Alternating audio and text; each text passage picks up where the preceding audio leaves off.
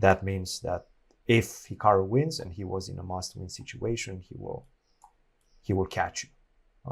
Actually, he will surpass you. He will leapfrog you and win the event. And this was a very difficult moment. You played f5. I still don't know what went through your mind, so maybe I think it's best for you to kind of give up, give away your insights as to what happened. They made the board too big. Yeah, I mean, I was trying to transpose to something which I was familiar with, which comes from a completely different move order, but I just mixed up the move orders completely because I hadn't checked this line in quite some time and didn't remember anything about it. And of course, if you don't play f5, you play knight b4.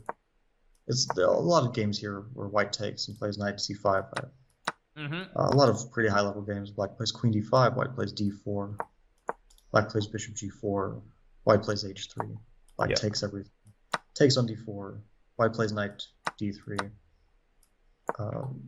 Well, take on f3 usually. I think maybe queen d4 is also fine.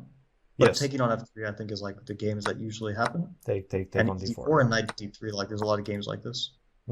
Specifically, they reach this position, I think. Although, I'm sure. By the way, just to be very clear, of course, like, to be very clear, I looked at this exact position before the game, so this is not rocket science. But that's why f5 was such a surprise move, because I had obviously looked at this before the game.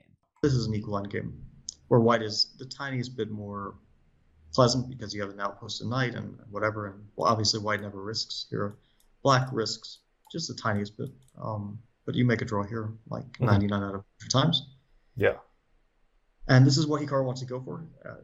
He didn't have like some super ambitious approach. I think he was basically going to test me a little bit in some theory, and then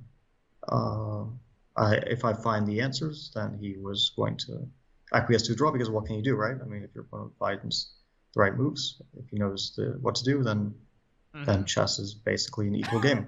Of course. So if I had turned my brain on, or not tried to transpose to what I had seen long ago, then I would have gone for knight b4, because it's the most obvious move.